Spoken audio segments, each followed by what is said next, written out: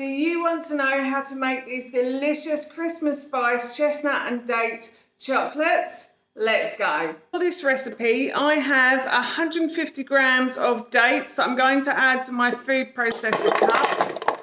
And then to that, I'm going to add chestnuts. So I've got about 150 grams of cooked chestnuts here that I'm going to add in as well. And then I've got about 2 tablespoons of coconut oil as well. And then to that, I'm going to add some mixed spice. So I've got about a teaspoon of mixed spice, and I've also got a pinch of salt there as well. And I'm going to add a little bit of maple syrup to this because I think the chestnuts might be slightly bitter without it. So I've got 2 teaspoons of maple syrup going in. You can add a little bit more if you want to, or you could add honey too. And then what I'm going to do is I'm just going to blend all of these ingredients together. I blended the mixture until it formed a dough ball, like so. And I have pre-lined a baking tray, and I've also dampened my hands.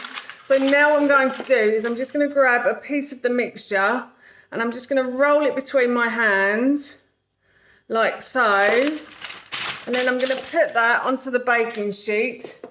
And I'm going to continue until I've used up all of this mixture. Used up all of the mixture, so I'm off to pop the date balls into the fridge for about 30 minutes. Date balls into chocolate. I have grabbed myself a saucepan, and to the saucepan I have added boiling water, and then I've got a bowl on top, just a metal bowl, and I'm going to put this onto a high heat on my hob.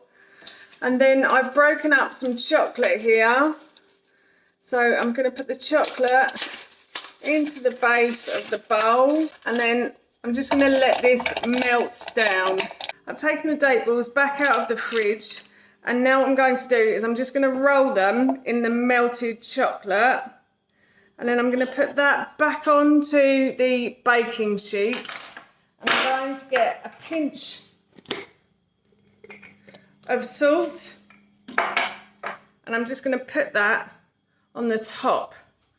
And I'm just going to continue to roll these balls in the chocolate and put salt on the top until I've used up all of the date balls. Double dunked these chocolates, but I'm actually going to give them a 3rd coat of chocolate because I have loads of it left over.